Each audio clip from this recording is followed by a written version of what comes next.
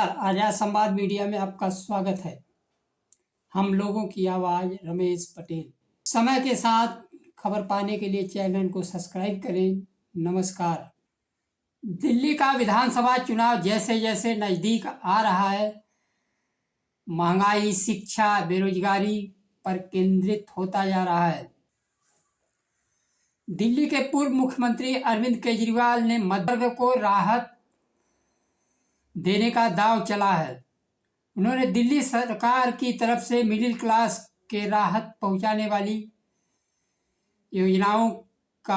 अपनी योजनाओं का जानकारी देते हुए केंद्र सरकार से मांग की। उन्होंने अपना घोषणा पत्र रखते हुए कहा, उनकी पार्टी देश में पहली बार मध्यम वर्ग के लिए घोषणा पत्र जारी किया है। साथ ही केंद्र सरकार से 7 मांगे उन्होंने रखी। केजरीवाल ने कहा कि शिक्षा का बजट 2% से बढ़ाकर 10% किया जाए, निजी स्कूलों के फीस पर रोक लगाई जाए।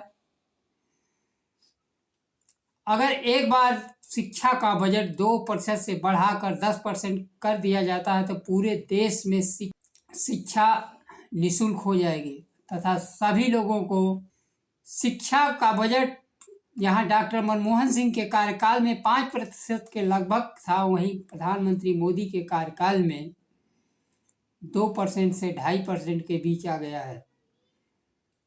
भारतीय जनता पार्टी की सरकार सबसे अधिक अगर किसी क्षेत्र को मार पड़ी है तो वह है शिक्षा। शिक्षा का बजट कम करके दलितों, पिछड़ों, वंचितों को शिक्षा से दूर रखना चाहती है।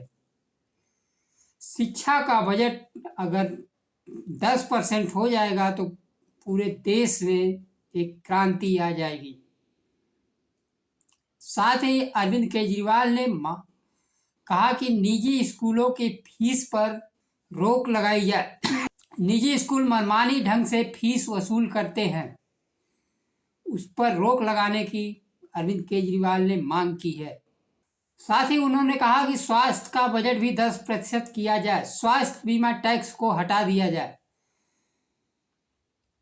शिक्षा, स्वास्थ्य और रोजगार, मकान आज देश की मूलभूत जरूरत है। इनकम टैक्स की छूट की सीमा 10 लाख किया जाए। वस्तु से जीएसटी खत्म की जाए। वरिष्ठ नागरिकों के लिए पेंशन योजना बनाई जाए। देश भर के सभी अस्पतालों में मुफ्त निःशुल्क इलाज किया जाए। देश के वरिष्ठ नागरिकों के लिए पेंशन योजना बनाई जाए, जिससे सभी लोगों को पेंशन मिल सके तथा उनका जीवन निर्वाह हो सके। बुजुर्गों के लिए रेलवे में 50% छूट मिलती थी, दोबारा उसको चालू किया जाए। रेलवे में बुजुर्ग यात्रियों के कहीं आने जाने के लिए 50% छूट मिलता था, जिसको बंद कर दिया गया। इसको पुनः चालू करने का केजरीवाल ने केंद्र सरकार से मांग की है।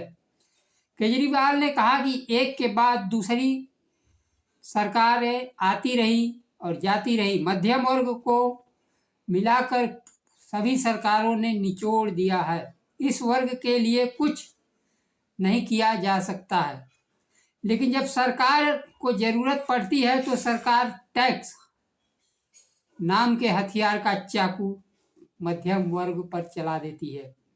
मध्यम वर्ग सरकार के लिए आज देश में एटीएम बनकर रह गया है।